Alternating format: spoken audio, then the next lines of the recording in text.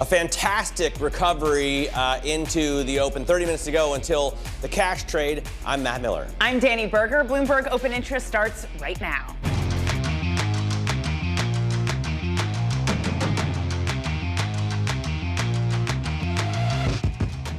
Coming up, President Trump dials down fears of a trade war with China, saying tariffs on Beijing are not sustainable. And traders get SVB flashbacks as two regional lenders fuel fears about problems in credit markets. Plus, the president is apparently going to make Ozempic cheaper. Good news for users, but not so great for drug makers Eli Lilly and Novo Nordisk. Well, Matt, we are on critter watch, I guess. What else is crawling out from underneath the fridge? Maybe they're not critters. Maybe they're flicks of dust, because we are looking at some of these regional banks having a really good day. They are steady and higher by nearly 2% for Truist, and for Fifth Third more than 2%. We had a sharp sell-off yesterday, but they had solid earnings. Not just those two, but every regional bank we heard from today, Matt, had better than expected credit losses. Yeah, well, but the KRE cratered, yes. And now is recovering. Stocks are the same. Novo Nordisk and Eli Lilly, those shares are still down. 4.2% for Eli Lilly and about the same for Novo Nordisk after President Trump said the price of Ozempic could go down. He's saying $150 out of pocket. Now, elsewhere, President Trump said that high-threatened tariffs with China are not viable as tensions intensify ahead of an expected meeting with China's Xi Jinping. Trump spoke in an interview on Fox Business earlier. It's not sustainable, but that's what the number is. It's probably not, it could stand, but they forced me to do that. I think we're going to be fine with China, but we have to have a fair deal. It's got to be fair. Let's get more from Bloomberg senior editor Mike Shepard. And Shep, those comments turned around the entire market. We were looking at steep losses, and we have climbed back a lot. Does this mean it is, Taco Friday? Things aren't as bad as Trump had initially said? Well, the president really is saying the quiet part out loud here, Dani, something that economists have been warning about all along, that there could be severe economic dislocation resulting from a high tariff rate against Chinese goods and then retaliation from the Chinese government against American products. So we do see a signal from the president that, hey, there will be economic pain and maybe we don't want to get that close to the stove on this. At the same time, though, we did hear him in the same interview put the ball back into China's court, saying, in essence, they forced me to do it. And he's alluding to the move last week by China to impose those curbs on rare earth mineral exports. And that is a big deal to U.S. officials. They had thought that this issue had been resolved in previous rounds of trade talks, only to see it reopen last week, much to their chagrin. And there has been some tit for tat even before that between the two sides over shipping and also over U.S. moves to target subsidiaries of sanctioned companies. And that would affect real lines of the Chinese economy like Huawei and SMIC. So this is all pointing ahead to that meeting in 10 days between Trump and his Chinese counterpart, Xi Jinping. The president also acknowledged that, look, that meeting still seems to be on track. But boy, Dani, they really do have a lot of work to get done ahead of that leaders sit down. And Mike, the president spoke with Vladimir Putin yesterday. He's going to meet with President Zelensky later today. Is he going to continue to give the Russians even more time? Well, this is a great question about what the call yesterday presages for today's meeting with Volodymyr Zelensky. The Ukrainians have perhaps been hoping for just a clean shot at the president, who had been signaling an openness to sending more weapons, including longer-range missiles, to Ukraine to help it fight back against the Russian invasion and strike targets deeper in Russia, including its industrial production and some of the air bases that have been used to launch drone attacks on Ukrainian targets, including the capital, Kyiv. Now, with this call with Putin, which lasted yesterday more than 2 hours, and Trump described it in favorable terms, it's unclear how tough a line Trump will be willing to take. Since the Alaska summit a few months ago, the president has expressed frustration with his Russian counterpart, signaling that, look, Vladimir Putin came all the way to Alaska and he's still shown no willingness to move closer to the peace table. Whether that gets us any closer today, after speaking within a 24-hour span between the Russian and Ukrainian leaders. It's hard to say, Matt, and it's unclear how much of a discount on Trump's willingness to provide longer-range weapons and other support, material and energy and other things to Ukraine, whether that has been diminished following this call with Putin. All right, Shep, thanks so much for joining us. Mike Shepard there out of Washington, D.C. Let's turn back now to the bank story. Regional banks sparking a credit concern after Zions and Western Alliance said they were victims of fraud on loans. Chris McGrady, KBW, head of U.S. Bank Research, spoke earlier on Bloomberg. Right. The market sells first and asks question and figures it out later, right? We saw that during 2023. This is completely different, right? So bank balance sheets are in a great spot. The market just doesn't like uncertainty. And so we've done a lot of work on the theme of consistency. The market loves consistency. If you look at the large banks, the earnings they've reported this week, they've been excellent.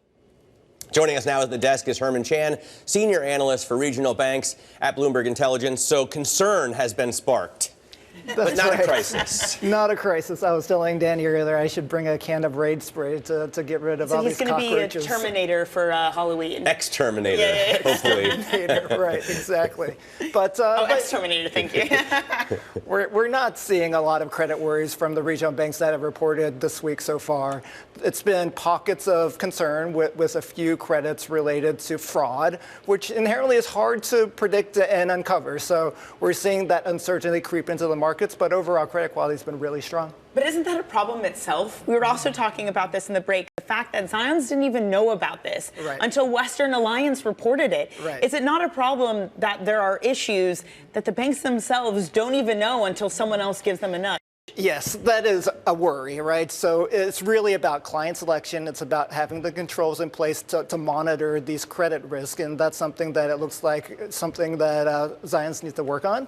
On the other hand, we are seeing these are one-offs. We're not seeing that proliferate across the industry, given the third quarter reporting has been fairly solid. So one critter here and there, not termites that have chewed through the foundation, basically. Right. If I can like really make the metaphor painful. It hasn't proliferated across the bank's balance sheets. We see one here and there that can be squished with a foot.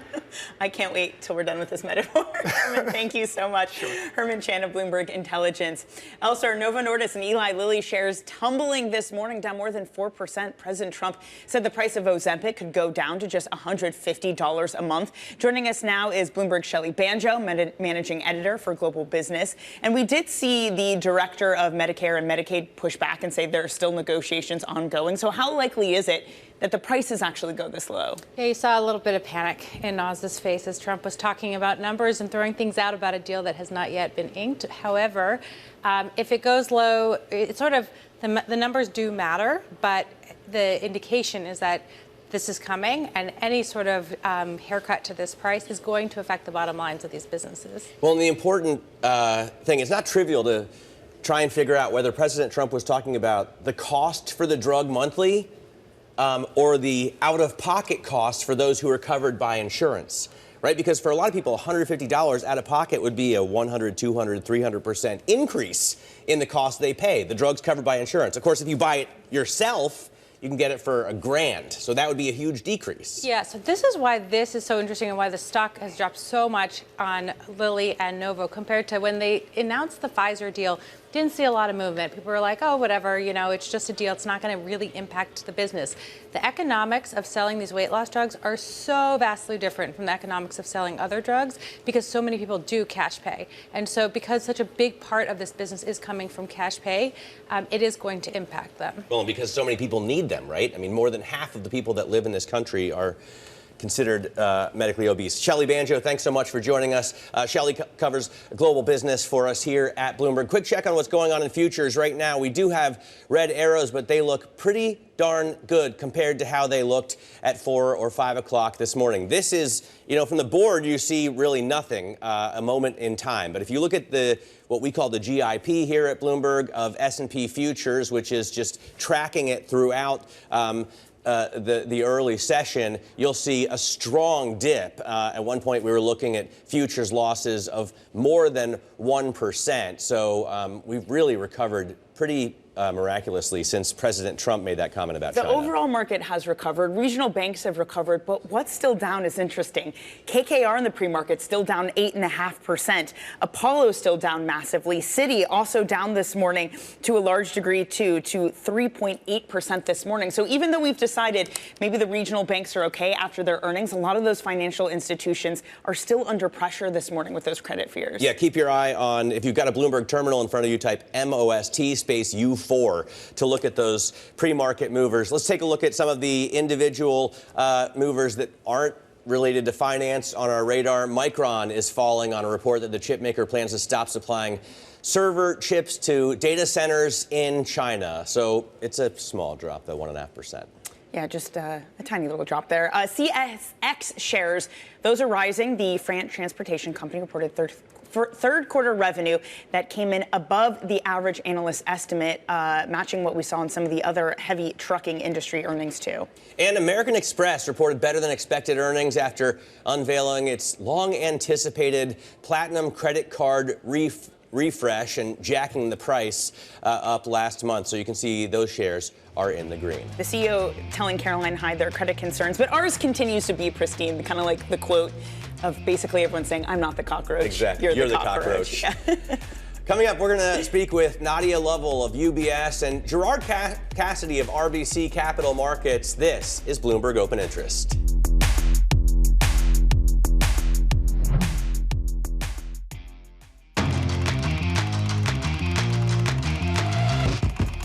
Let's get now to high interest. Look at what's making headlines around the world. Former New York Governor Andrew Cuomo spent much of New York's first mayoral debate on defense, fending off attacks from Democratic frontrunners Zohran Mamdani and Republican Curtis Sliwa. Running as an independent, Cuomo warned Mamdani's left-wing agenda was too risky, while Mamdani hit back over his pandemic record and harassment allegations. The two also sparred over Trump, policing, and anti-Semitism, with no clear winner emerging, but many say there was a clear loser. Car loans have gone from one of the safest kinds of consumer debt to among the riskiest, as delinquencies jumped more than 50% in the last 15 years. Soaring car prices and 9% loan rates are squeezing drivers, with 1 in 5 now paying over $1,000 a month. Even prime borrowers are falling behind as loan terms stretch past 7 years, and the average new car price in America is now more than $50,000. American Express topped estimates as spending surged following last month's Platinum Card revamp. The company reported $421 billion in billed business for the third quarter, beating analysts' expectations. Bloomberg Tech co-host Caroline Hyde spoke with the CEO of American Express about the results, and he said, quote, "There's a lot of concern about credit in the market, but ours continues to be pristine." It's cool with us. Because everyone wants that sweet, sweet $75 Lululemon credit per quarter. But there are credit concerns out there that have been rippling for markets. For more, we are joined by Tassos Vosos, Bloomberg credit market reporter. And Tassos, it's been said over and over, these are just one-offs. It's allegations of fraud. It's not representative of the entire industry. But isn't it a problem in itself that so much money has flowed into all pockets of credit throughout this market that terms are being lax and potential red flags may be overlooked? I mean, yes, that's a concern I've been flagging for a while now. And a number of people just started moving from some kind of incredulity to some kind of acceptance that tight spreads and money flowing to every corner of the economy seems to be fine eventually. Let's just accept it. But what we're seeing right now is actually the first few dominoes falling through. And then we started thinking, is there more behind the scenes? Well, JP Morgan CEO Jamie Dimon said it very well with his comment that made everyone stand up and take notice with the cockroaches and whether there's any more to see. And this is why now we are looking into every single regional bank disclosure to see provisions for bad credit. And this is something that we will keep seeing and which will drive sentiment in the market. I mean, the idea here, if you're not concerned, is that these are a few issues potentially of allegedly of fraud, and but the concern is that maybe underwriting standards have gotten lax. I mean, Zion's has a $50 million exposure that they didn't even know about until it was pointed out by someone else. That's exactly the case. What is the standard of underwriting, and how lax has it been for what period of time? Because up to a few weeks ago even, we didn't even know of these individual cases, for example. Back then, it was like 0 cases of bad credit. And now we have quite a few names to mention. So yes, we can argue that this may not be a systemic issue. We will find that out soon enough, or maybe in months to come. But, you know, every new name that's being added to it increases skepticism in the market. Even if it's not systemic, Tassos, there have been past examples throughout history where if fraud is big enough and bad enough, it can cause market corrections and have an impact on the economy. Enron is an example of that. Can you completely write off that possibility that, yes, perhaps credit quality as a whole is strong, but there's one big thing out there that could upset the entire market? Absolutely not. We cannot write it off entirely. Actually, what the market did yesterday, as a first step to that, they drew a line between the large diversified money center banks, as we call them, the big six. You know, if a loan goes bad with them, you know, the balance sheet is big enough to support that. And then differentiated them from the regional banks, where a loan failure there is actually going to have a disproportionate impact. And the latter actually underperformed in the market. So the big six did okay. The regional banks underperformed. And this is the first step towards, you know, skepticism that there could be something bigger out there.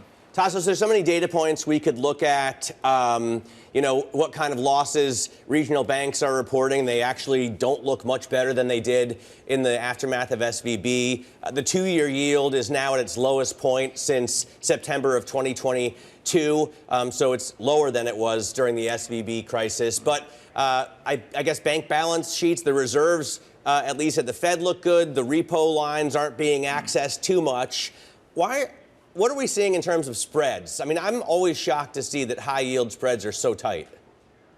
High yield spreads are very tight. Actually, the cost of capital for banks is very tight as well. But the one thing we need to see as well, for example, with Zions yesterday and with Western Alliance, the cost of capital when it comes to preferred equity, for instance, which is a type of hybrid security that they issue to raise capital, that went really down. I mean, not the cost, but the value of the security itself. So the market can really adjust really quickly when it comes to the perceived risk to a security. So yes, all the indicators could be flashing green at a certain point in time, and then you know, a bad headline comes up, for example, then the market reassesses very quickly, as we saw yesterday.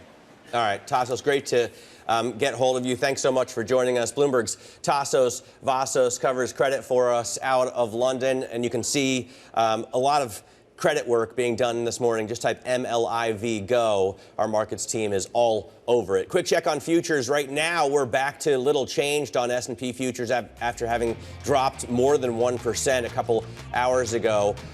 This after President Trump said in a Fox News interview that the current levels of tariffs are unsustainable on China.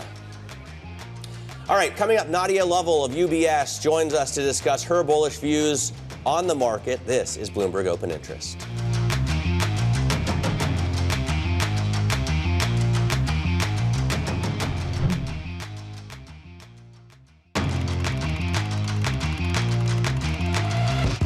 Given what the C-suites have gone through over the past 9 months, this seems pretty trivial, right? We've gone through a whole year of shock and awe, enormous uncertainty. Where are tariffs going to end up? Where's U.S.-China relations going? That still exists. And I think that dominates the C-suite more than do we see cracks in particular parts of the credit cycle. That was IIF President Tim Adams speaking earlier on Bloomberg, downplaying credit market concerns and talking about what tariffs have and haven't done to the C-suite. Joining us now to discuss is Nadia Lovell, head of global equity strategy at UBS Global Wealth Management. Nadia, if we had been talking 2 hours ago, it would have been all about credit market concerns and where the cracks are forming. Instead, it's a market that turned around on President Trump saying that it's not sustainable, the current levels of tariffs. Are you surprised that the day in and day out comments from the president on tariffs are still moving this market, still the dominant force? A little bit surprised because I think, I thought we would have come to a place to know that some of this is a negotiating tactic. But again, markets have rallied a lot over the last couple of months. And I think that any opportunity to take a little bit of a risk and protect some profits off the table, you're seeing that. You saw that last week with the tariff headlines. You saw that yesterday around the news around some of these regional banks that we think actually will remain very well contained. And so I think you have to expect this choppiness of the market near term just just given how far that we have run recently. Where do you expect to see strength beyond AI? We can get into the conversation about whether AI is a bubble or not, but it's run up so far so fast. What else is out there that you like? You know, within the U.S., we also actually like healthcare. You know, healthcare has been this beaten down sector all year. It's seen a little bit of pullback as well this morning, just given the headlines again around the president. But we think, again, these are negotiating tactics, and we think that healthcare will be better positioned going into 2026. And even in the banks, we do think that there's some opportunities there. You know, the reality is you're seeing indiscriminate selling happening in the last couple of days around the banks. Even large cap banks are down. And the fact is they had a pretty good earnings season. So you look at that as an opportunity to leg into that as well. And I think outside the United States, you have to look at China. You have to look at Japan as well. I just want to. So Dani is the cockroach commander. She'll get to the banks. That's a title I never in wanted just a to second. have. Thank you. I wonder about healthcare. I mean, even with the president trying to drastically lower prices, if he meant 150 in total for Ozempic, that's like a 1/9 of what it costs. You know, like Dr. Oz said yesterday, you know, still in negotiation. These negotiations should not be a surprise to the market. This is part of the IRA. We knew that Ozempic was up to be negotiated with the government. And so, again, we think that when all is said and done, this will be manageable for the sector. Dr. Oz is one of the leading medical officials in the United States of America. Correct. Director Just let of that Medicare and Medicaid. Sink in. Nadia Lovell of UBS is sticking with us. Quick check on futures ahead of the opening bell after the big swoon that we saw. You're looking at that on your screen. Those are S&P futures. Huge drop, but a complete recovery. We'll get back and talk with Nadia and Dani about the credit quality in this country. This is Bloomberg.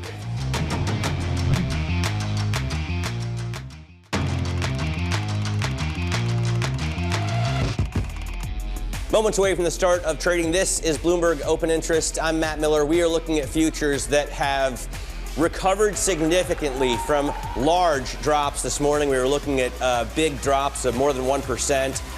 And on concern about credit quality, then President Trump on Fox said Chinese tariffs are not sustainable. So maybe rolling over, showing them his belly a little bit. S&P futures are now back to a loss of only 0.2%. NASDAQ futures are down still 0.4%. You have the bell at the New York Stock Exchange. It is Breast Cancer Awareness Month, so the Breast Cancer Research Foundation ringing the bell down there to end the week, to open the session to end the week, and then Terra Innovatum Global Solutions ringing the bell at the NASDAQ. It's like a nuclear company. Don't really have to say what you do. If you're a nuclear, people will buy your shares because we need the energy. So they're up like 30% year to date after having not moved before that. Dani, what are you watching? So I am watching the regionals, the thing that everybody is watching, because these were declining by double digits yesterday after warnings from Zions, from Western Alliance on loans gone bad, allegations of fraud. But today, they're not just steadying, they're higher by at least 2%. That also got a boost from solid earnings from Truist, from Fifth Third, both of them, Matt, and all the other regionals we heard from today, reporting better than expected credit quality. Yeah, Zion's in the last two sessions has lost like 20%. Correct. Of its market cap. All right, Novo Nordisk and Eli Lilly, they continue to fall in the cash trade after dropping in the pre-market. President Trump said the price of Ozempic could go down to just $150 a month. I quibble here. He said out of pocket, but maybe he meant in total. That would be the price. Wait, in total being with insurance, you mean? I mean, if you say out of pocket, you're implying that insurance has picked up, some of the cost. Oh, yes, I see what you're saying. And then you pay the rest. Yeah, well. So it costs $1,000, and now, out of pocket, people pay $50, $100. Well, that's what the market's assuming, right? And why these shares are falling so much. The market is assuming he means the total price is going to be $150, which would be drastic.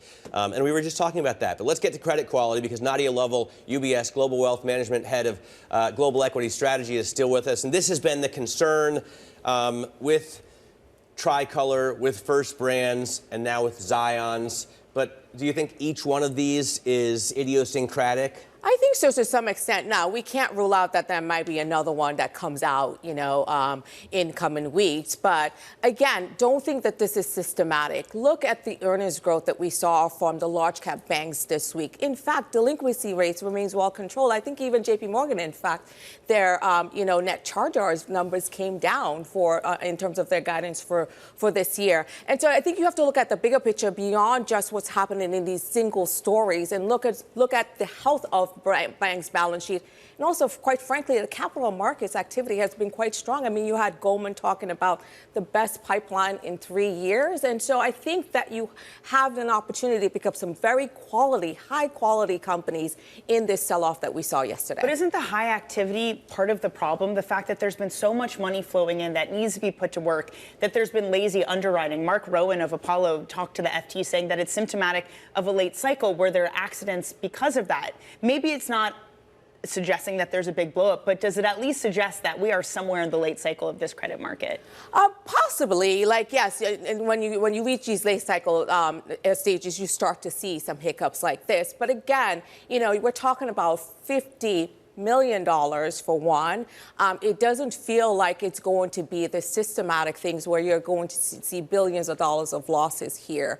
Yes, there's probably some credit standards in terms of underwriting standards that was lowered a couple of years ago when we were coming out of the pandemic. But I would say, again, this seems very well controlled to us, and there are opportunities. Maybe not so much leaning in, again, in any sort of low quality regional bank, but staying up in quality in some of these other names. What do you think about the Mag 7, the Great 8, the AI bubble, as it were? What bubble? Yeah, that's exactly what I was wondering. Look, we don't think that we're in a bubble. Yes, there's a lot of questions around, vendor finances and circularity of some of these deals. But I think it's, again, a reflection that the demand is there and the supply isn't. And so the fact that you have companies investing into each other helps to broaden that ecosystem. And when you think about it, at the end of the day, this is 13% or something of NVIDIA's revenues. Not a huge thing. And again, going back to the fact that much of the CapEx is still being financed by the large four hyperscalers, right? These companies still have very strong cash flows, even after CapEx. Are looking for cash flows this year of over $200 billion. That's very important to remember, that it's not heavily debt financed. It's not all vendor financing. And the fact that you had a pretty solid earnings season so far, you heard from the likes of TSMC that the fact that the demand still remains strong, much stronger than they even thought 3 months ago, and the fact that the tokens compute is increasing at exponential rates.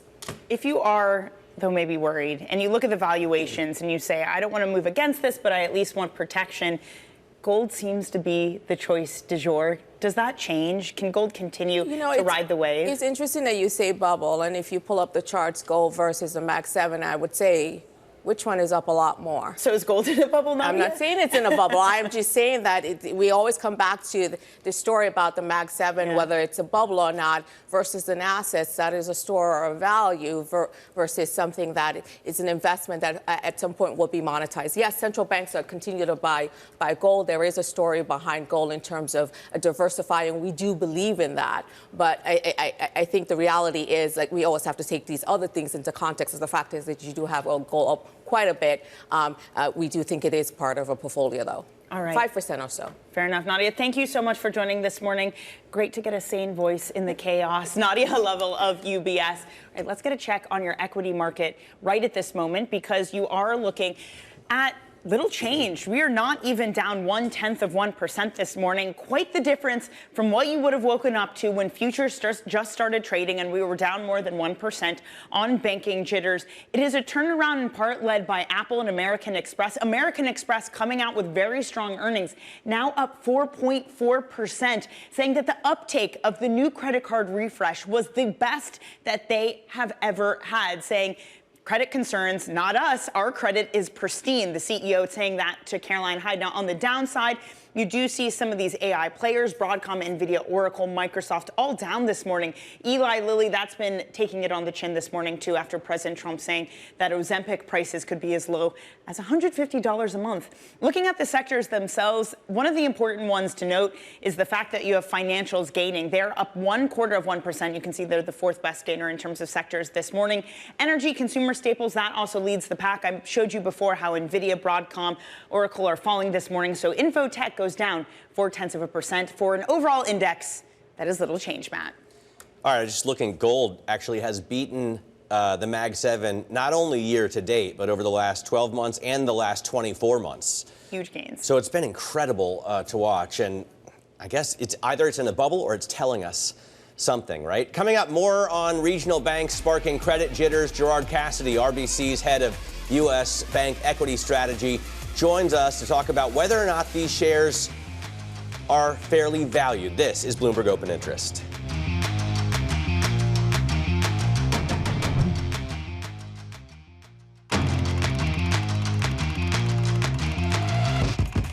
We've climbed back from the worst of the losses during the pre-market session, thanks to President Trump saying that the current level of tariffs with China are unsustainable. Even so, it is tech now that's leading the market lower. NASDAQ underperforming, down 0.4% compared to the 0.2 for the S&P, which stands at 66.16. Some of the top calls from the analyst action that we are focusing in on this morning. UBS.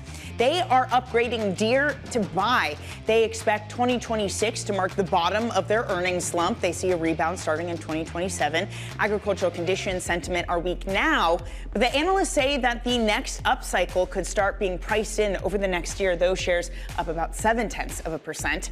Next up, Moody's is getting an upgrade at Raymond James, the firm citing limited downside risk. The analysts say that the company could hit the high end of its full year guidance, but notes tight credit spreads may not last, up 0.5% for Moody's. Finally, Baird upgrading Zions to a buy. They called the recent sell-off excessive. The analyst says that he's using weakness in the banking sector as an opportunity. He notes that the $1 billion plus drop in Zion's market cap likely stems from contagion and liquidity fears, and you can see the rebound well underway, up 3% this morning. Now, Deutsche Bank CEO Christian Sewing weighed in on the state of the credit market in the last hour. There is a lot of volatility in the market. We have seen that actually over the last weeks and months. Whenever something is supposed to be there, market is reacting. In our books, I can tell you, no, there is no deterioration.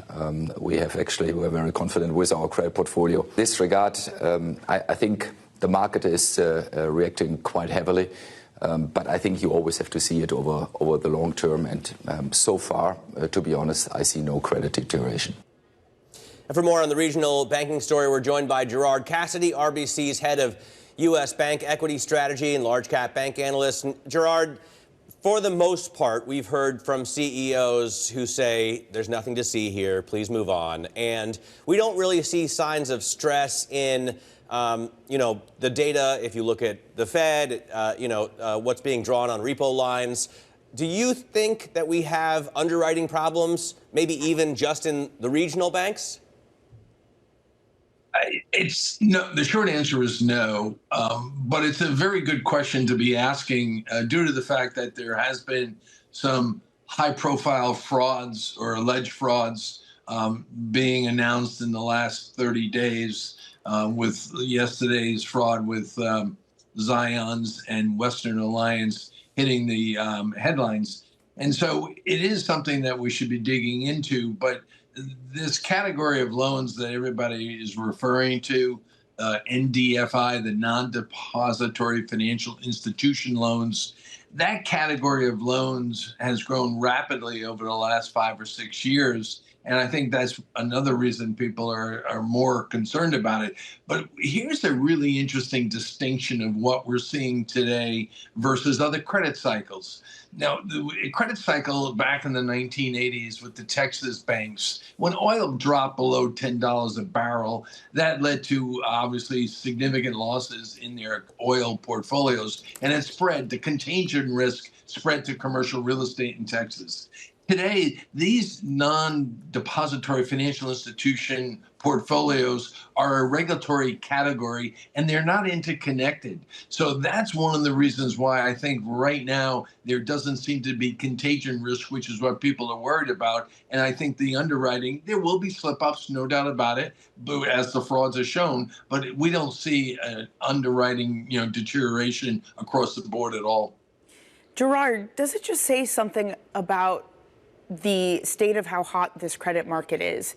The fact that you had Zions not even aware that this was in their portfolio, that there was this loss of loan that they might be dealing with until Western Alliance reported it in their own earnings. Is that not a problem in itself that Zions didn't catch this earlier on?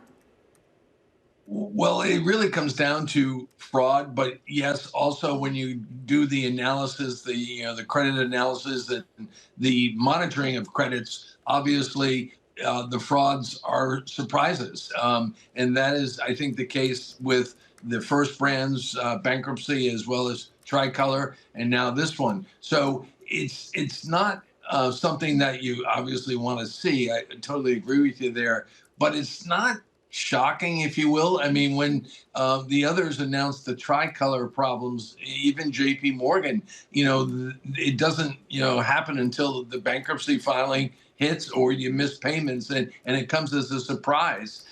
It's very tough to predict frauds. But Gerard, Tricolor and First Brands, they were really, really distressed even before the allegations of fraud, and still people poured money into them, giving them loans both in the broadly syndicate market and private credit. Isn't that kind of a problem, too, that people are taking so much risk at this moment because they have to put money to work? I think you're touching on a very good point. And there is definitely excess risk because, to your point, the liquidity, there's still plenty of liquidity out there, and the underwriting or the investing is taking excess risk. But again, most of it's outside of the commercial banking industry, and across the board, every bank from J.P. Morgan all the way down to the regionals today are showing very strong credit metrics. So this is not something that is epidemic to the banks at all. Yeah, and all those regionals that reported today also had strong credit metrics. Gerard, never enough time with you. Thank you so much for joining us this morning. Great to get your thoughts. Gerard Cassidy of RBC Capital Markets. Coming up on the show, we talk the AI trade with Jay Jacobs, BlackRock's U.S. head of equity ETFs, and what he's seeing in his extremely popular active AI ETF. That's coming up next. You're watching Bloomberg Open Interest.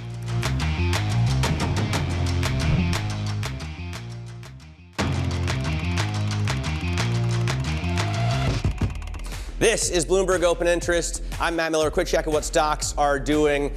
Looking at losses, but they're not deep. So the S&P 500, after closing down about 0.6% yesterday, is off another tenth this morning.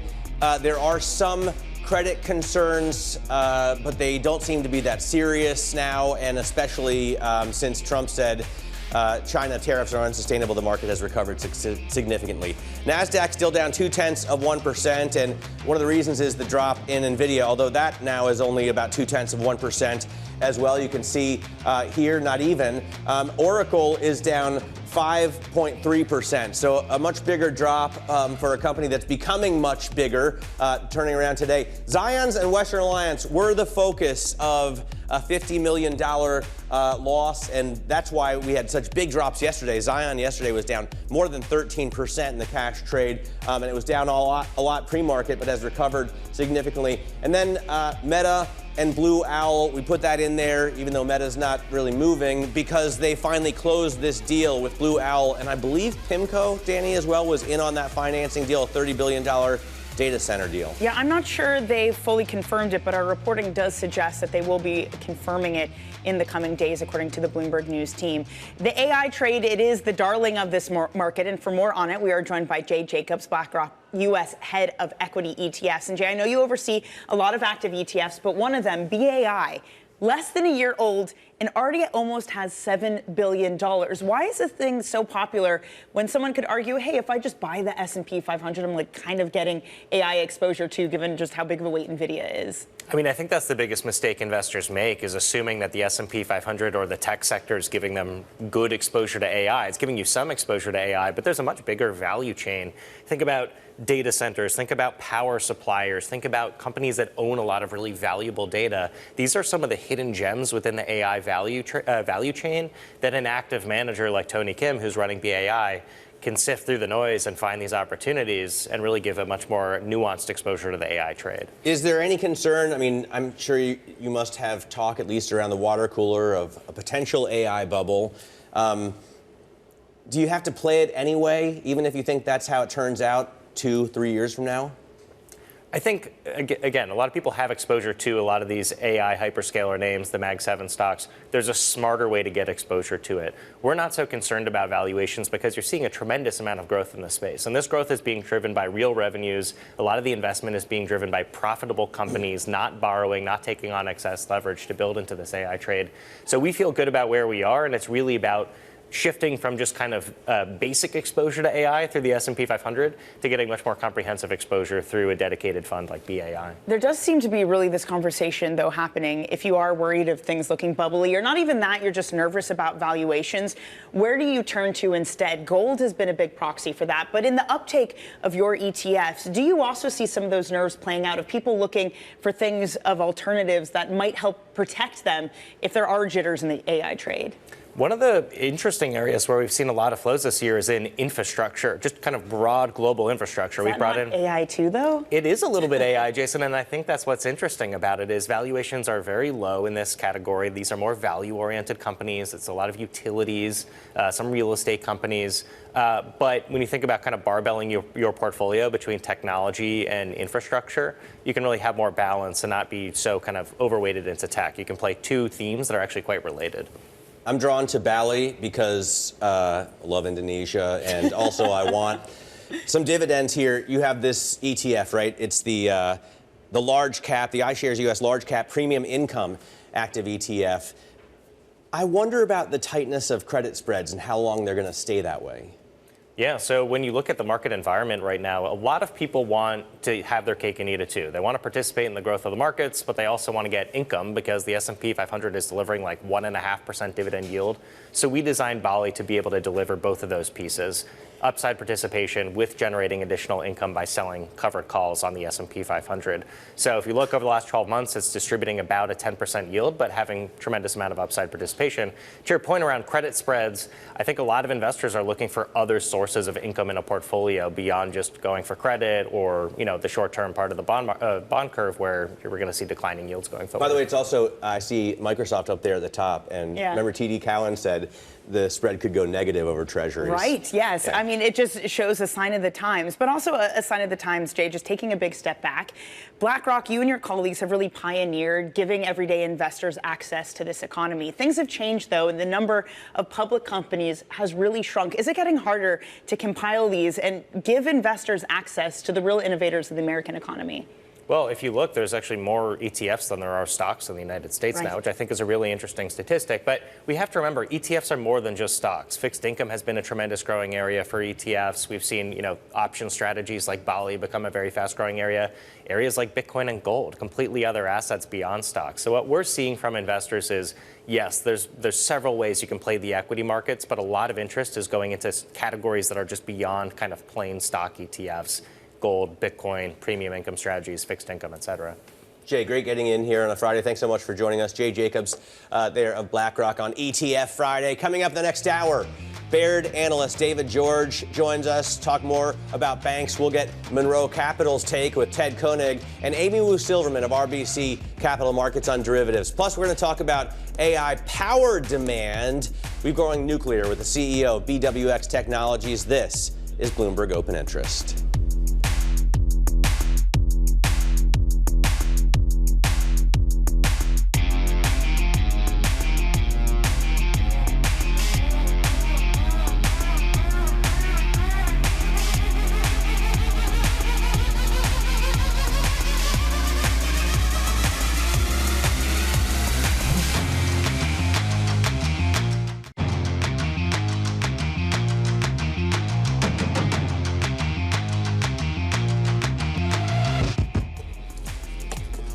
right, we are 30 minutes into the trading day. Welcome to Bloomberg Open Interest. I'm Matt Miller. And I'm Dani Berger. The exterminator has come to town. Futures were in the red. Now your cash equity trade is into the green. Coming up, President Trump dials down fears of a trade war with China, saying tariffs on Beijing are not sustainable. And traders get SVB flashbacks as two regional lenders fuel fears about problems in the credit markets, but rebound this morning.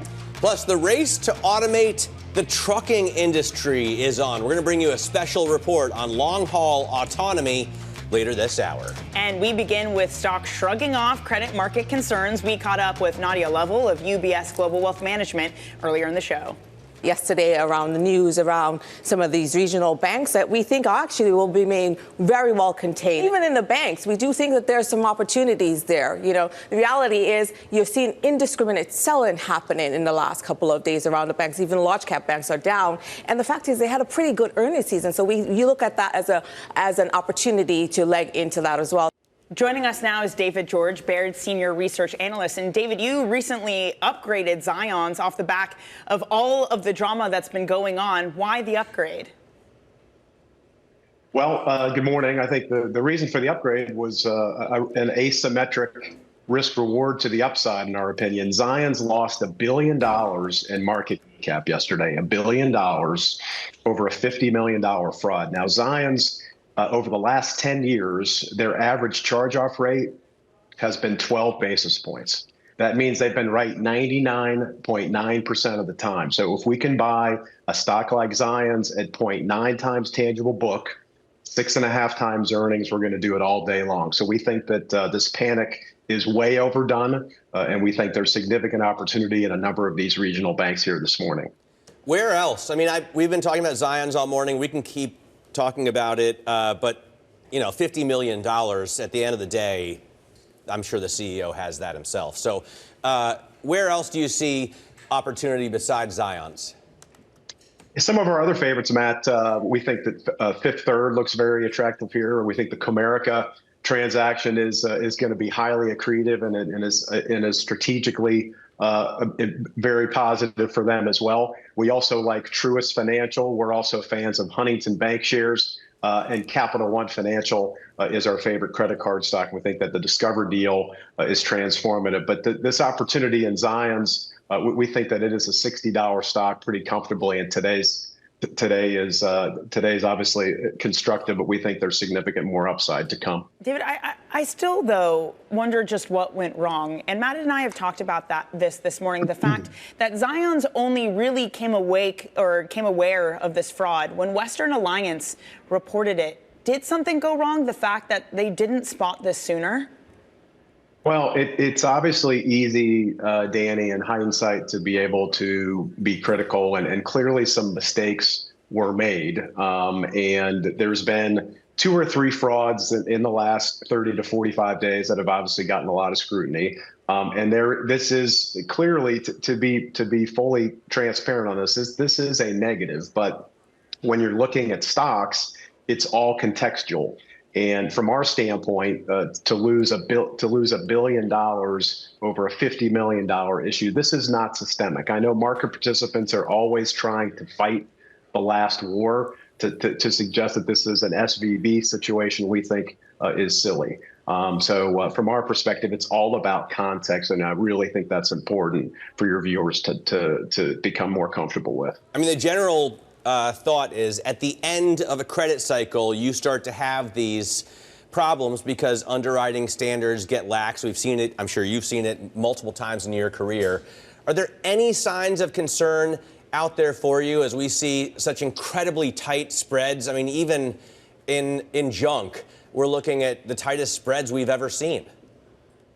Yeah, that's right. And to be clear, I've been an analyst for 25 years and actually used to be a corporate banker, and obviously always cognizant of credit risk. And it is the biggest risk. Make no mistake about it. It is the biggest risk facing banks. And we have been of the view that credit quality will likely normalize over the next couple of years. And to give you some perspective, we are at multi-decade lows, Matt, as it relates to both charge-off activity and non-performing loans. So again, it's all about context, and it is very reasonable to expect that problem loans are going to go up. And as you said, fraud and I'm always skeptical when companies say that it's a one-off, because frauds tend to happen when you're late in an economic cycle. So I think it's important to have that context as well. So we're certainly on the lookout for more credit issues to come to the surface over the coming quarters, but it's very manageable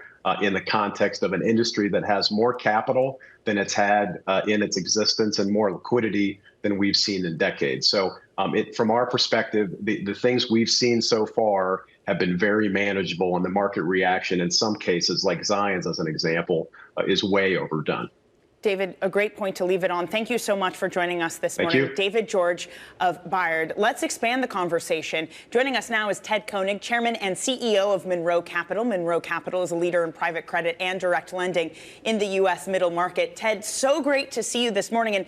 And look, we've been talking about banks and potential fraud in bank lending. Even so, yesterday, when you looked at the market sell-off, private capital giants were caught up with it. KKR, Apollo, Ares, all of them falling more than 5%.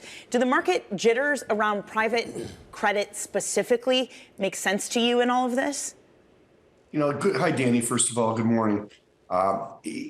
Frauds happen. People forget.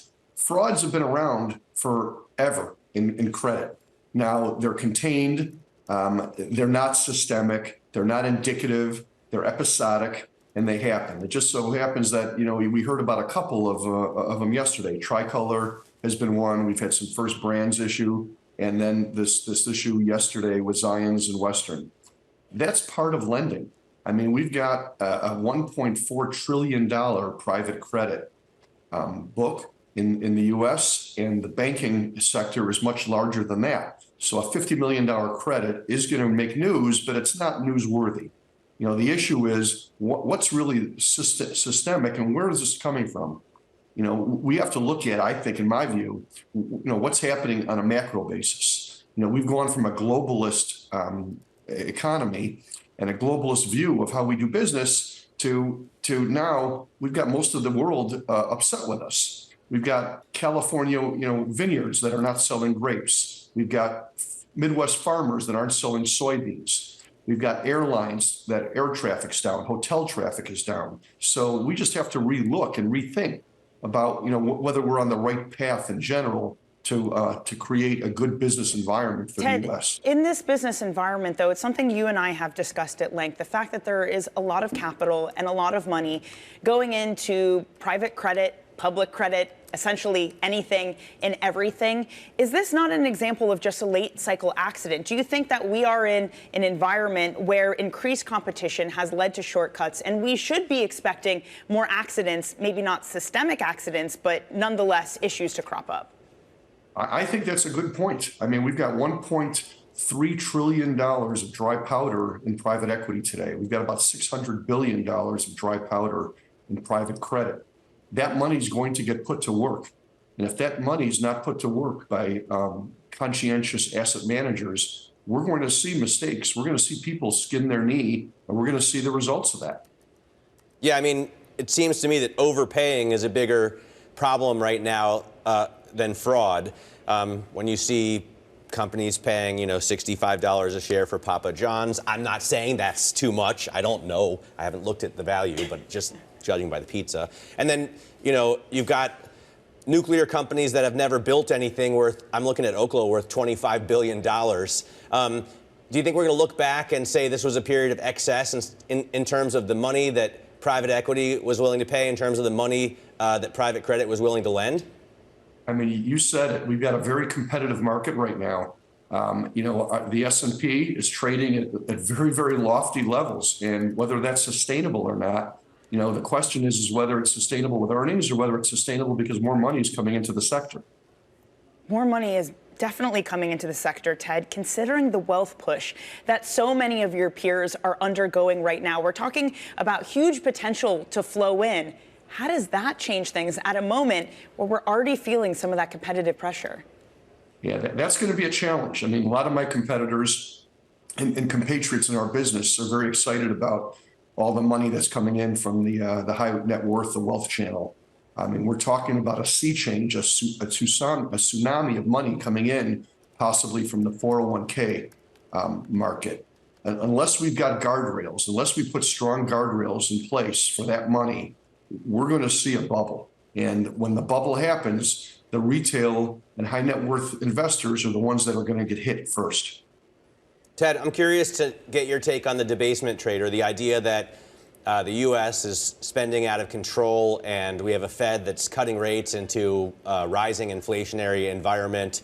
We've seen gold off the charts, outperforming the Mag 7 over the last year, over the last 2 years. And at the same time, we haven't really seen the dollar sell off. So what's your take on what we're seeing here? Yeah, good question. We've got a blistering hot economy in certain areas. AI, data centers are driving a lot of the economy. You know, the Magnificent Seven or the Mango group are driving our entire economy and stock market valuations. At the same time, food costs are up, cereal is up, eggs are up, air travel is up. We're seeing inflation across the board from wages. And I'm concerned that if we continue on the employment challenges and the immigration hunts, we're going to see wages continue to increase. And I'm not so sure we should be cutting rates into an inflationary environment. That's never been a good recipe.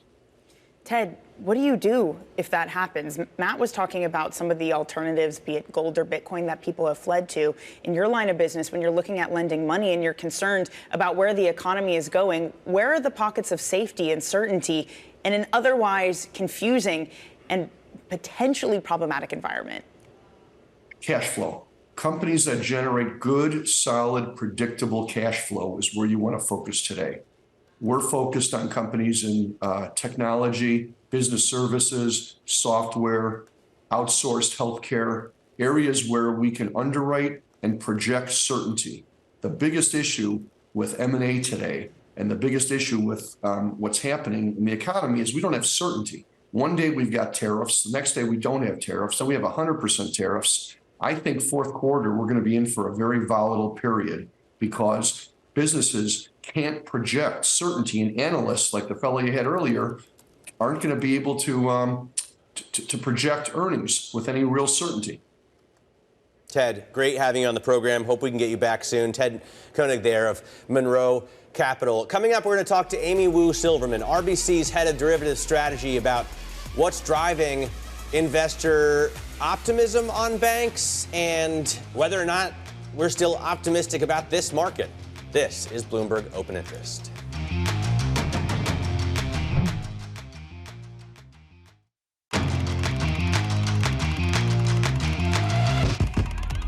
Bouncing back, not only are we positive, we are decently positive, headed for a week of gains after last week's losses, up 0.4 for both the S&P and NASDAQ.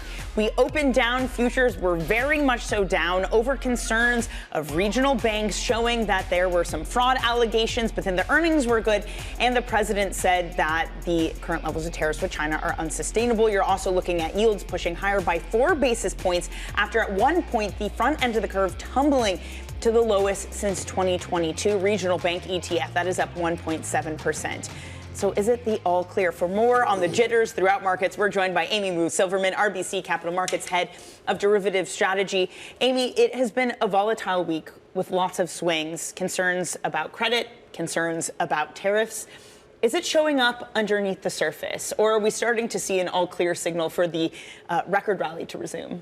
You know, it's not even underneath the surface anymore. So I don't know, our duck flipped over. His little feet are upside down. We've seen a really tectonic shift in volatility. That's not just for regional banks. That's not just for financials. I would say across the board, market volatility has really woken up. And I know in past times we've talked about this paddling duck, like the fears are underneath the surface. To some degree, they've kind of exploded out of the water. And I think it was an angst that was always there. And they're sort of more in the light of day now, Dani. Yeah, the VIX well above 20. I was looking for it to hit 30 today before President Trump came out and calmed fears. How much do those statements, I mean, we see the price action, right? Every time he posts a Truth Social about how angry he is at China, or on Fox Business this morning saying, like, it's totally cool with China. How much does that move the market, and is it lessening? Because at some point, people are going to get used to, like the boy who cried wolf or negotiating tactics, right? It kind of surprises me even now how reactive we are to it. So I think there's this kind of baseline Trump put that I think the market still believes in. Even Liberation Day, you know, he kind of went out, but then we just realized the Trump put was a strike lower than we thought. We still thought it was there. It impresses me that he can still manage the market to the degree it has, but you do start to see it fading. So, you know, I would say volatility in general has been reactive, and there's like a velocity to its decline, which we're seeing. But if you look at past precedent to when there were other government shutdowns, we could easily go into the mid-30s. That's happened before. You know, every single day we don't get new data on the VIX. Yes, sorry. You know, the market has to make up its own mind without sort of the railing of the data to guide us to what's next. Amy, I think people watching this program could have even forgotten that we were in a government shutdown. Right? It hasn't really bubbled up. The things that are driving the markets are not that. Is there stress? Are there people prepared for that to make an actual difference? Or is it, you say the ramifications are, we just don't have the data to guide us right now? Yeah, I think sort of short term, what's in front of the market's face is more the issues with the regional banks, the kind of tricolor, the credit. But I will tell you, in the back of everyone's mind, it's like, how long is this going? Because I think the issue is there hasn't been any progress, and that does have kind of longer term angst still in people's minds. And you do see that in term structure. So meaning it's not just this kind of inversion of short term volatility, the longer terms are ticking up as well, and you do get that demand for hedging that's reappeared. You know, we have money manager after money manager come on and say, I've been loving the AI trade. I've been in this I was right about, you know, this. And I always wonder, but can you buy now, right? Fine, maybe you owned it. I look at the Mag 7 index, and the slope seems to have steepened a bit in the last 3, 4, 5 months. So are people still buying this? People who didn't own it already?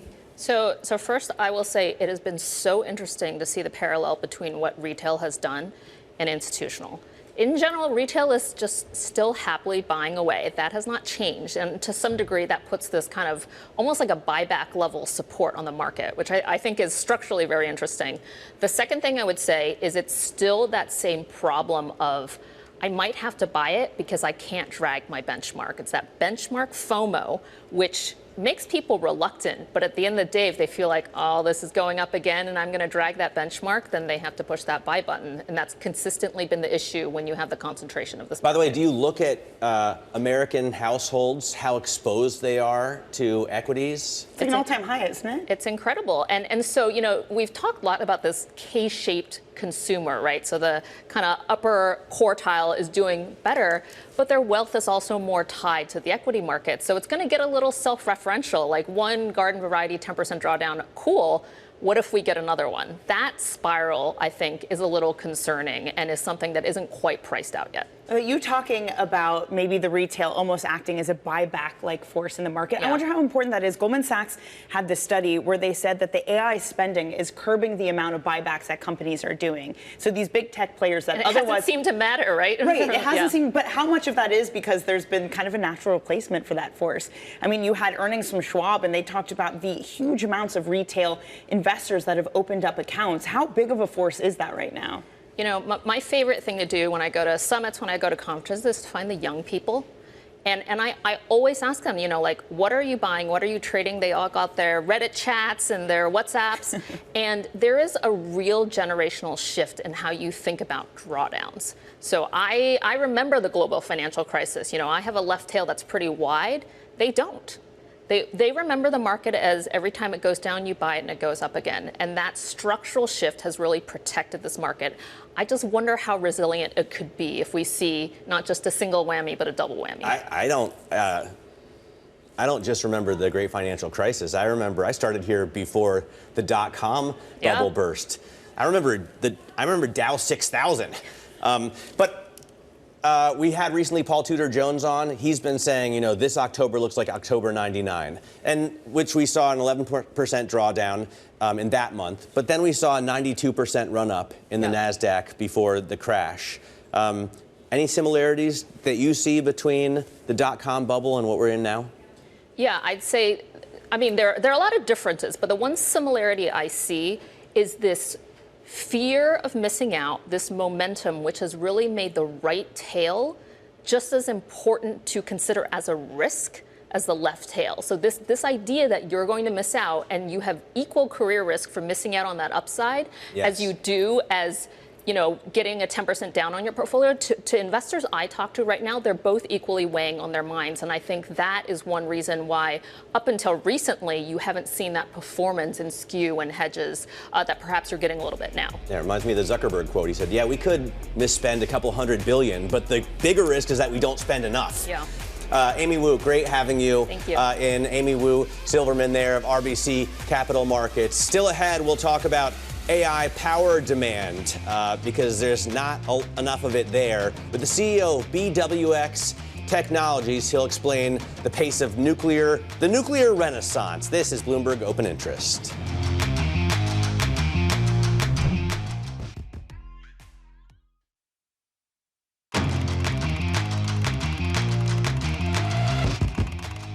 Let's get a check on the markets right now. In terms of equity indexes, we're pretty much up across the board. You see, and I'm glad we had that there, KRE, the regional banks, up 1.25%. That was a concern this morning. Take a look at some of the other indicators that we watch in these markets. The 2-year yield still under 350 at 346. The VIX there at 23, so still over 20, and gold at 42.28 a troy ounce. Coming up, Texas A&M starting a pilot program to test a nuclear reactor on campus.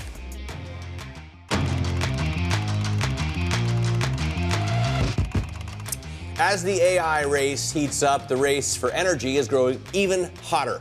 Texas A&M is teaming up with Last Energy to test a pilot micro-reactor, nuclear reactor on one of its campuses. So how soon will we start to see significant new nuclear power sources come online? Here to help us understand that is Rex Javedan. He's the CEO of BWX Technologies. And Rex, great to get you on the program. We've been having this debate for a while. You know, if I start a company today that wants to build a nuclear reactor, is it going to take me 5 years to get actual energy produced? Is it going to take me 10 years? What's the timeline look like? Yeah, good morning, Matt. I think it depends on the technology and the scale of the reactor. We're working on a micro-reactor for the Department of War right now called Pele that will be tested, delivered to Idaho National Laboratory and tested in a couple of years. That one could be commercially ready in just a few years. Some of the larger reactors, your 1,000 gigawatt scale reactors that plug into the grid, those take longer, certainly, and typical would be, let's call it 6 to 8 years. And then there's an in-between case, small modular reactors that I would say you could have grid ready in probably 5, 6, 7 years. So it depends on the technology and depends on the scale of the reactor, but nuclear is certainly coming on very fast at the moment. It's been such a big part of the conversation, Rex, that the infrastructure demand for data centers, that the demand there also means a huge demand on energy and energy supply. Have you had conversations with some of those hyperscalers? Have any of them come to you and asked to what the process would look like to have you specifically build nuclear reactors for them? We certainly have had conversations with hyperscalers. I would say, Dani, that when you look at what's going on with nuclear, there are multiple layers to the cake, right? Certainly seen as an AI derivative trade right now. But the base layer of that cake is decarbonization. We need to produce clean energy. We need baseload power. And I think increasingly people see nuclear as the solution to that if you want a clean grid. Wind, solar, hydro have a role, of course, but nuclear is the baseload power for that. The second layer of that cake has to do with the electrification of everything. We've got transportation demand moving from the gas pump to the grid, for example, and we've got industrial processes being electrified, and so they're moving from behind the meter to on the meter. So that's the second layer of the cake. I think the third one would be this idea of powering data centers, AI and data centers. AI is a very power-hungry process, and it's going to need enormous amounts of power. That demand is being satisfied right now by natural gas generators and various other power technologies. But I think people see that nuclear is the next wave of power for those data centers. And I would say also, maybe just to add to raise the altitude of the question, I would say that I think what's going on right now is that people have figured out, certainly this administration has figured out, that if you don't win AI, you don't win the future. And if you don't win energy, you don't win AI. And so those things are all locked together right now in a positive reinforcement loop. Well, and Rex, I think we're recognizing also that this is a national security issue.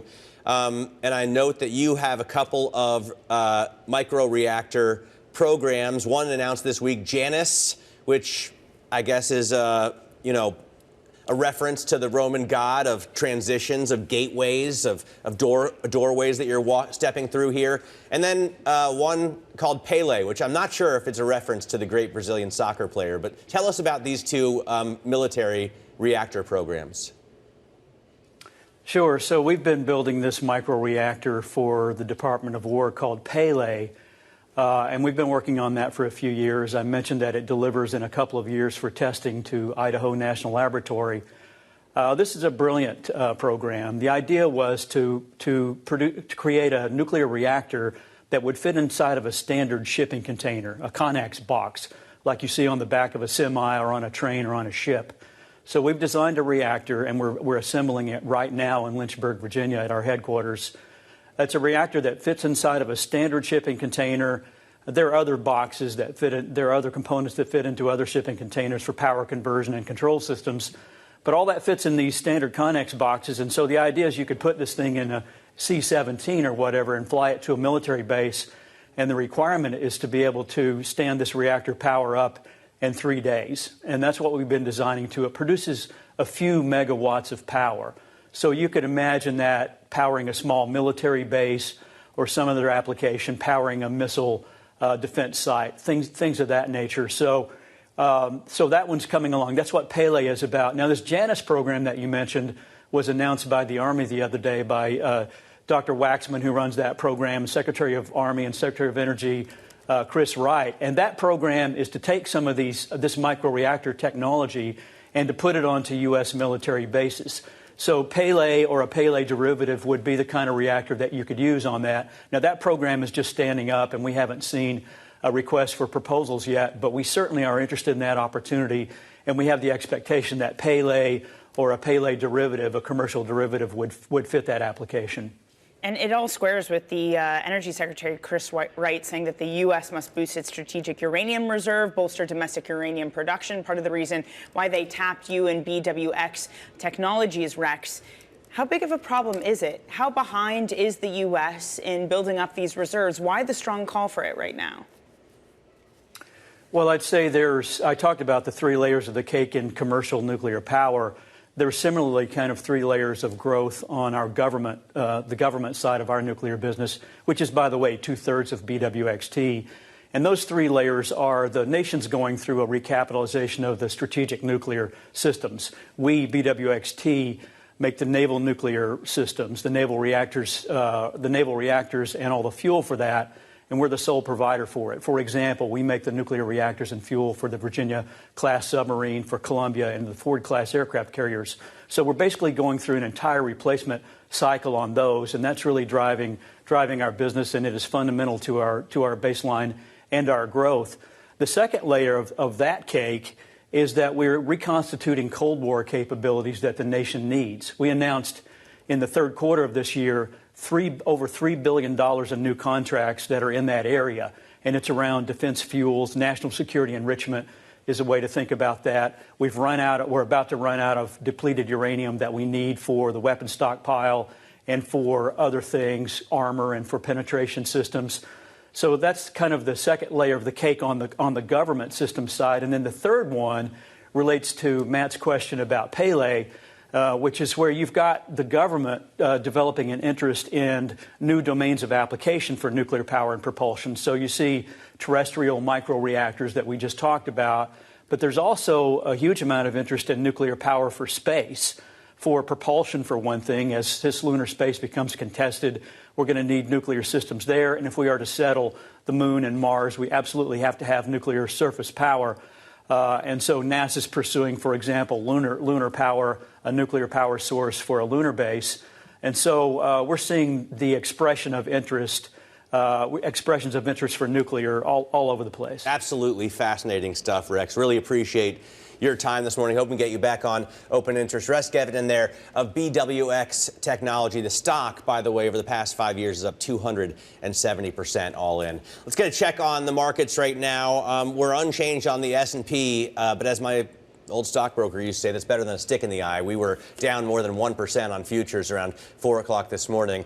Right now, the NASDAQ, well, also unchanged, but at least with the green arrow there. And then the KRE, this is the regional banks index, or it's a regional banks ETF that I think is very important to watch today. It was down bigly this morning and has now recovered as concerns about credit problems dissipate. You can see it's up 1%.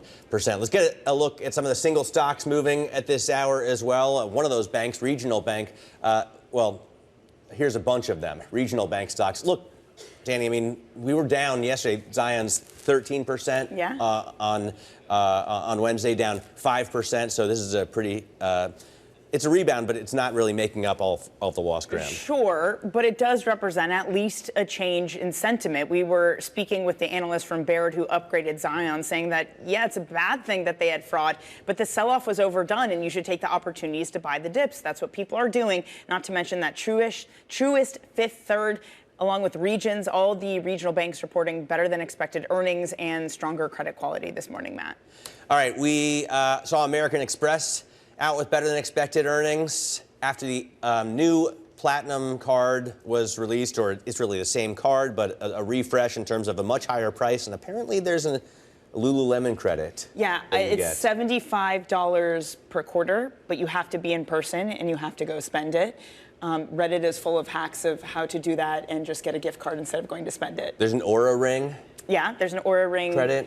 There's an Equinox credit. There's a hotel credit for very expensive hotels, correct? You can tell we care. We're also looking at Novo Nordisk and Eli Lilly shares. Those are falling.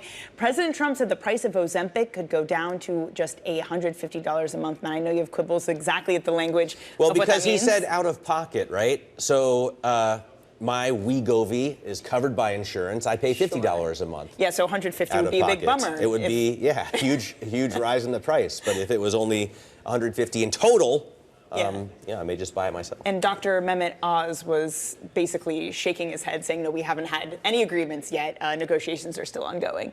All right, so, I mean, it's an important issue for a country that is largely obese. Oracle gave its expectations for gross margins and large AI infrastructure projects, or gross margins on those, and that bummed out Wall Street a bit. You can see those shares right now down 7.3%, but what a run Oracle has had. A massive run. Some concern that they didn't give more updates on capital expenditures. Coming up, the race to automate the trucking industry. We'll bring you a special report on the long-haul autonomy. That's coming up next. You're watching Bloomberg TV.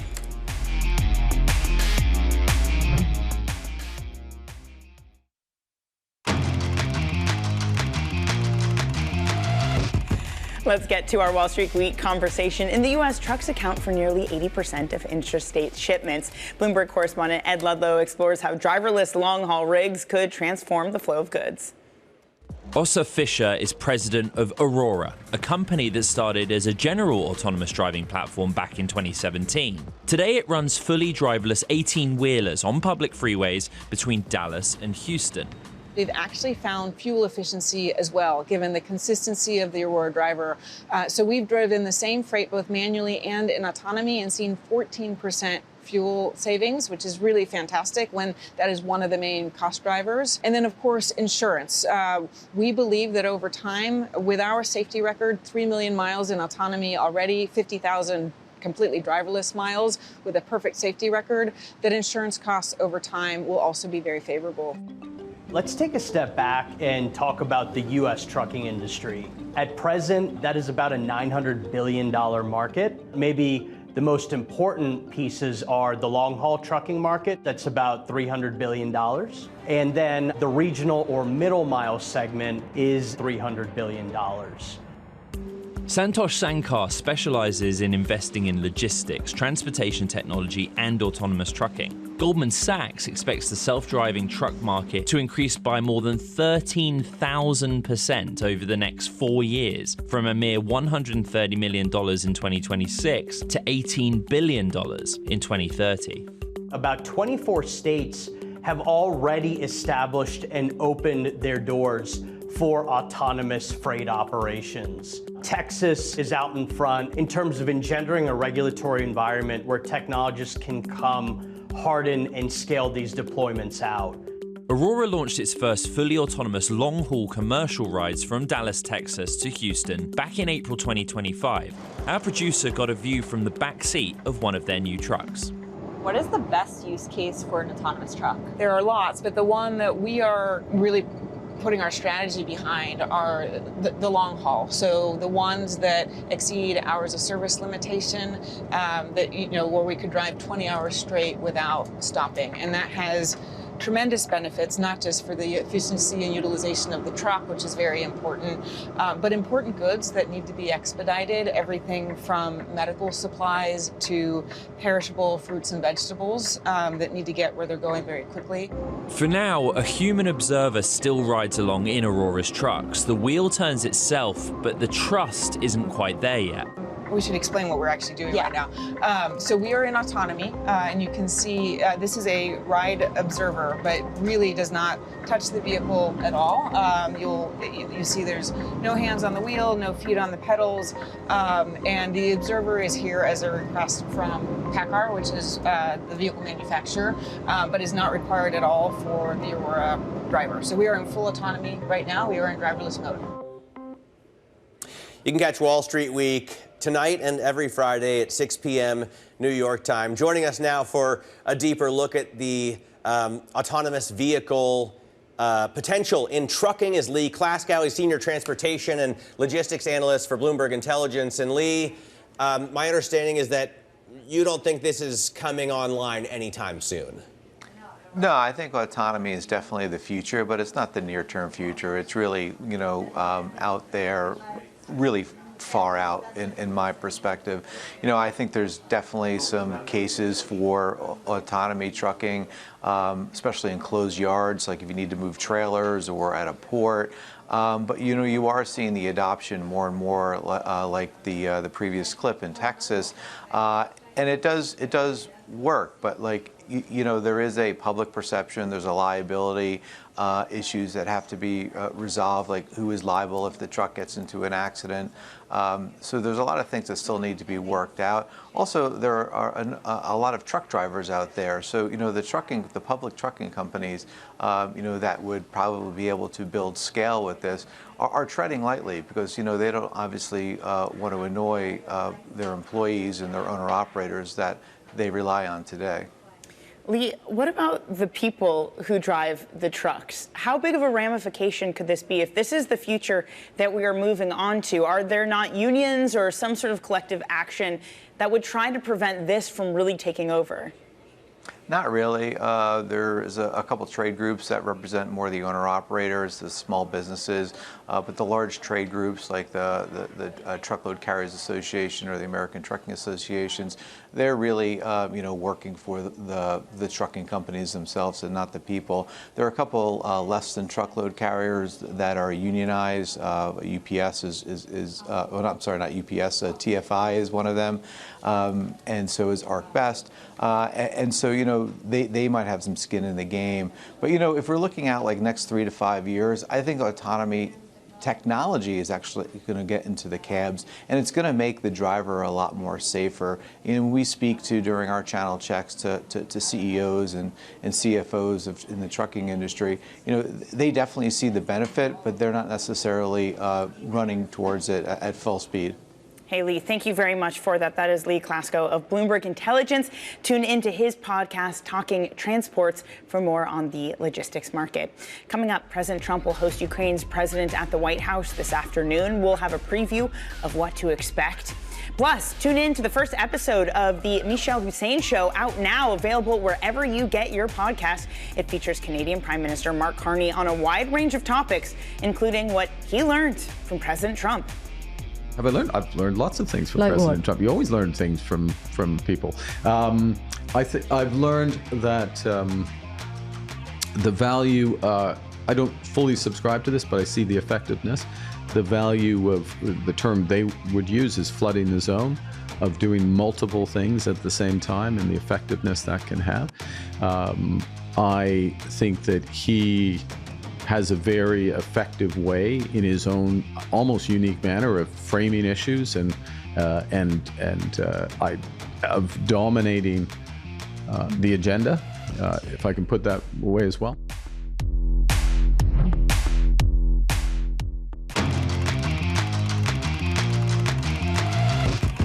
President Trump and Russian President Vladimir Putin held a 2-hour call yesterday and agreed to meet again within 2 weeks in Budapest in an effort to end the war in Ukraine.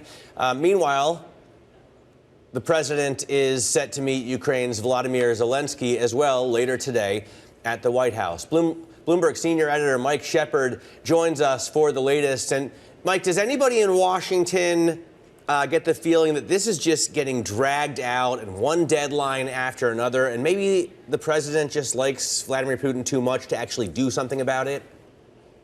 Well, that is one question that's been on people's minds, is whether Trump has been willing to confront Putin firmly enough to really set in motion an end to the war. Many foreign policy experts here agree that there is only one language that Putin will actually listen to, and that is one backed up more by force rather than by the idea of offering carrots. It is really the stick or the threat of a stick that will get the Russian leader to come closer to the bargaining table than he has already. And we have seen some signs of President Donald Trump's frustration with Putin over the past several weeks. Since the August summit in Alaska, where he met with Putin, trying to kickstart these conversations toward ending the war, we've seen very little progress. And if anything, Russia has escalated its attacks on Ukraine.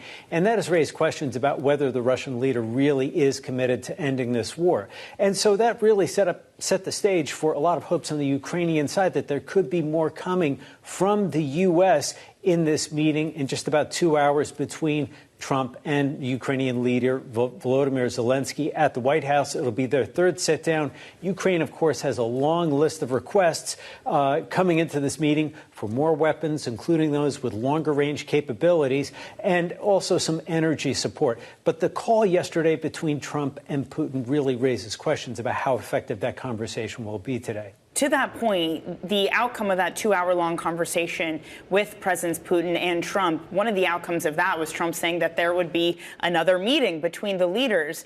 Does that suggest that maybe Trump isn't exactly putting the pressure on Putin? In just less than a minute here, Mike. Well, it certainly does signal that there is less pressure. And we also got another sign of that yesterday. The president last week had expressed some openness to sending longer-range U.S. Tomahawk missiles to Ukraine, signaling that that could be a way to pressure Putin. But now we did hear yesterday after the call that the president said, well, now we need those Tomahawks here in the U.S.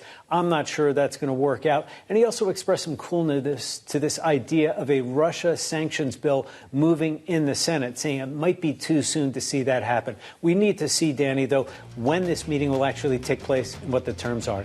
All right, Shep, thank you very much. Bloomberg's Mike Shepard. Heading towards the end of the hour, gains still in this equity market. Coming up on Monday, Emily Rowland of Manulife, John Hancock, Okta CEO Todd McKinnon, plus my interview with Carlyle Group CEO Harvey Schwartz and the CEO of Red Bull Racing.